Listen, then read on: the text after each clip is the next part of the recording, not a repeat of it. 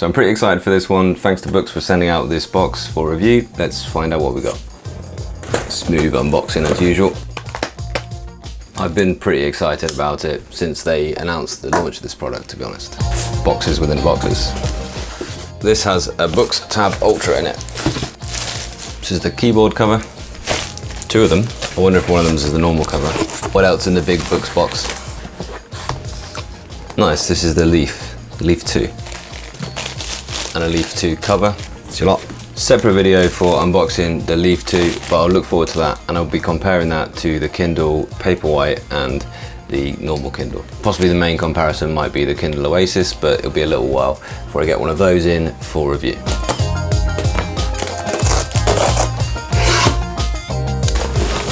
This is going to be the Boox Tab 10 Ultra, and stay tuned because as quickly as I can physically make it, I will be putting out a comparison of this and the Note Air 2 Plus.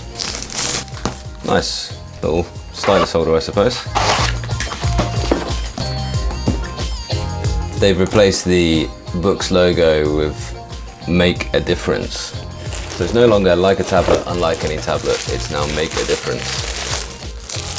Another lovely Boox tote bag and the simple cover. Let's check these out. Leave the device for last.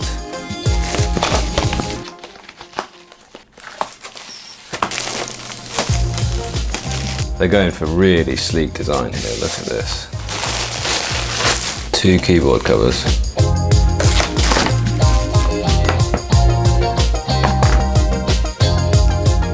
That feels nice straight away, guys. People pointing out that the keyboard needs to feel like a keyboard. That has some actual travel. I hoped it was like this from the kind of promotional materials. That is quite nice, and the keys aren't tiny. They actually made this slightly larger than the device, I think, to allow it to feel like a proper keyboard. They want this device to feel like a computer. Why two though? A different color maybe? No, they've just stuck two in of the same kind, it seems. Is that blue? All right. So the difference is, oh, I think I know why maybe. This one has the orange enter key, and this one has a black enter key. I'm thinking maybe is one US layout. No, they're both US layout. Cool, man, there's two. I'll go with the cool snazzy orange enter key. I wonder what the difference is when you check out of the bookstore. I'll have to look that one up. This is the new Boox tote bag.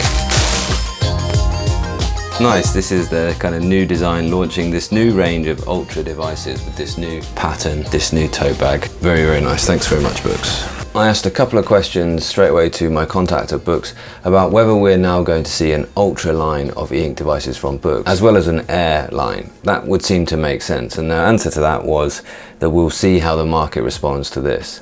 So it's going to be very interesting. If this tablet does really, really well, then we will perhaps see a Max Ultra, maybe even a Nova Ultra. That would be an interesting thing. Right, onto the device itself.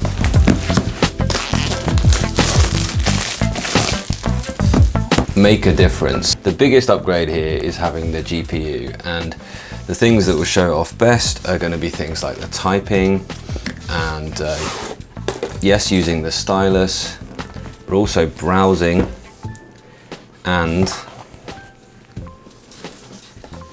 video. Now, having seen a couple of initial things on the Tab 10, which is the kind of Chinese market version of this, I've seen some videos and they're impressive, the actual screen refresh rate that they're getting on this Eink tablet.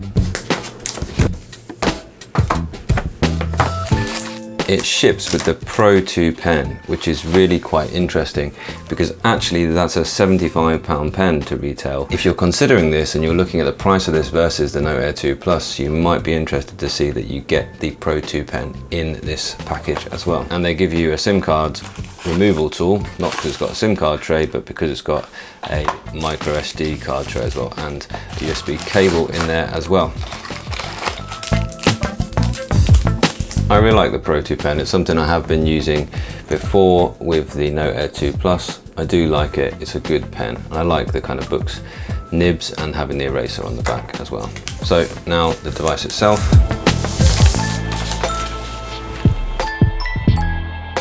That is a very attractive device. So it's a different style now from the Note Air 2 because it has this square edge, which is more reminiscent of an iPad sort of design, a modern iPad sort of design. Every now and then these companies do need to bring their designs up to date, and this is up to date with current styling of tablet devices.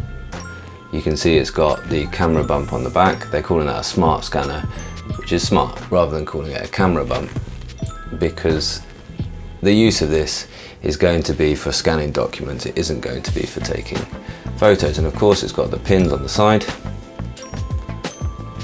here for connection with the keyboard case, USB-C on the bottom, speaker grill, microphone probably there. Don't put the SIM card tool in the microphone hole. And this is the new kind of book styling for the Ultra range. Nice, let's get it booted up. I'm imagining it's got some power or some charge already on it.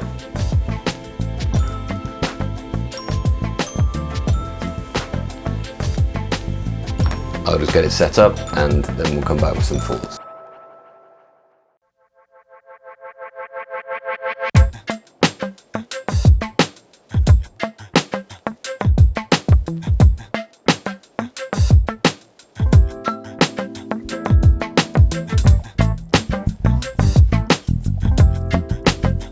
So initial things, setting up the language, and you can choose whether you want this navigation bar or whether you actually want to use gestures. And I've got really used to gestures, but I'm also much more used to using an Android with things like this. Now you can see it's much more like an Android homepage. And I haven't yet signed in, but here it is ready to go. So let's just have a little fiddle. This is our kind of first thoughts video. The notes page, let's just add a blank one. I'll log in later. Worry about that later. As you'd expect, really, it's great, but so is the Note Air 2 Plus.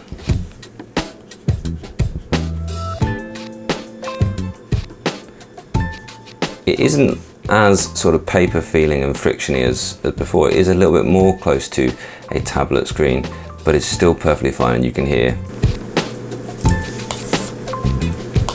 sort of medium friction screen.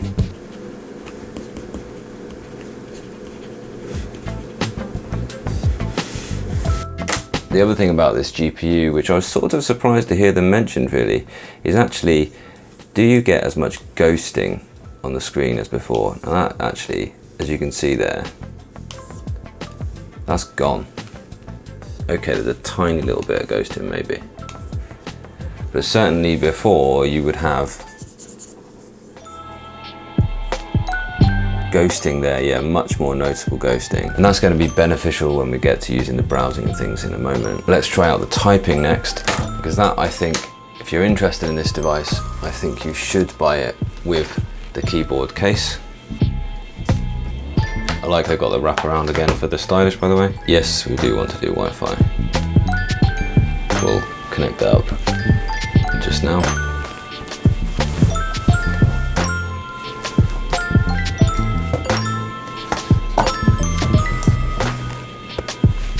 So it's asking me if I want it to auto landscape. Yes, I do. Asking me for shortcuts. Yes, I do. Here's a reminder of the shortcuts, but I've asked it to remind me that again, so that's fine. Let's type this in then.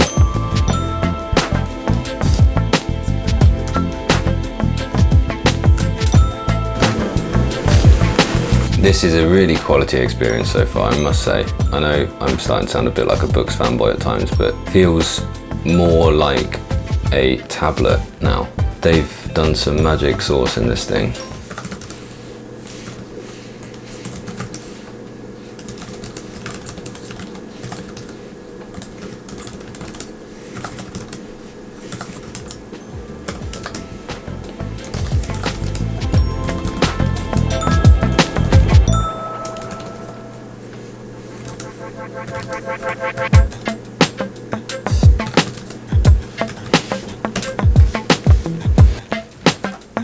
Really pleased with that. It's kind of a bit strange they made this case slightly larger, but I know why they've done that is to allow that keyboard to be a bit closer to full size. It would, even those few centimeters in, would make it a bit more of a cramped typing experience. I'm happy with that as a choice.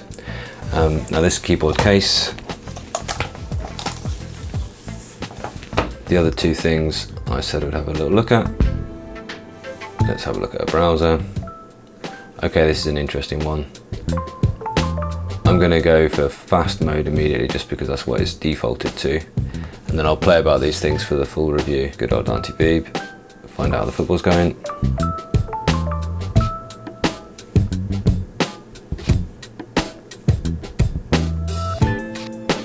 That's generally pretty good. Now, the point is, again, ghosting was a real thing on the previous tablets. So we're still at 0-0. Download missed. Team news. Subkeeper. Martial starting up front. This looks good. This does look good. And I will come back. I think that's worth just, if I just go like this for a bit, and then I find a bit which you can see some ghosting there. Refresh. So it's not perfect, but that's because I'm in this mode where I wouldn't expect it to be perfect. So I will try these in a little while. It is a really, really white screen. I'm not even sure if I've got the lights on at the minute, have I? No, that's the sound. The lights down there, yes, they are on a little bit. Awesome. Home button's there. That is very snappy, and it does seem to have done a great job of clearing the white areas of the screen of any ghosting. It's really good. Last thing to see really quickly is video. We all want to go on a journey as well, Gareth.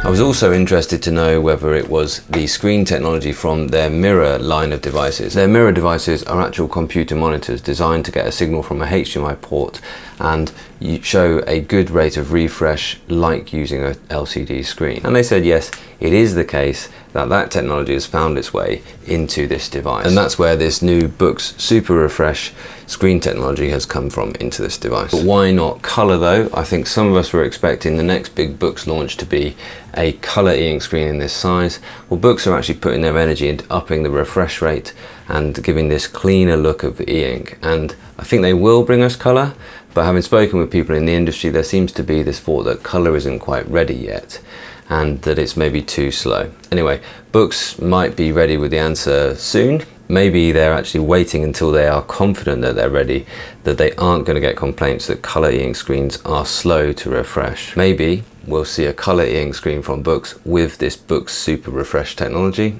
and that might just be amazing. This is really good. I'm really pleased with it. I'm really excited. I'm just going to show one more thing that I'm interested in, because this is getting towards not just replacing a notebook, not just replacing a tablet, but this is starting to aim at replacing a computer, which of course has been the stated aim of the iPad for some time.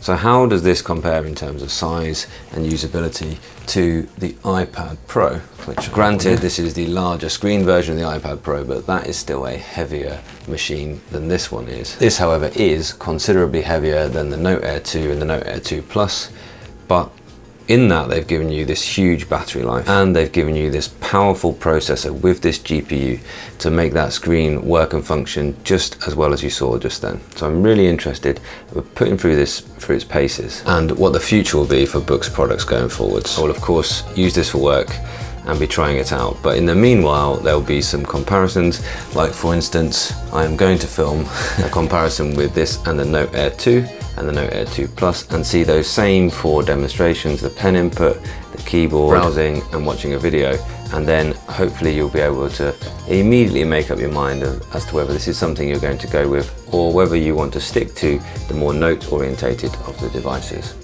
Thanks once again to Boox for sending this out for review. Can't wait to give you all my more detailed feedback on them. Next video. And yeah, the next video will be a comparison of the Tab 10 Ultra and the Note Air 2 Plus.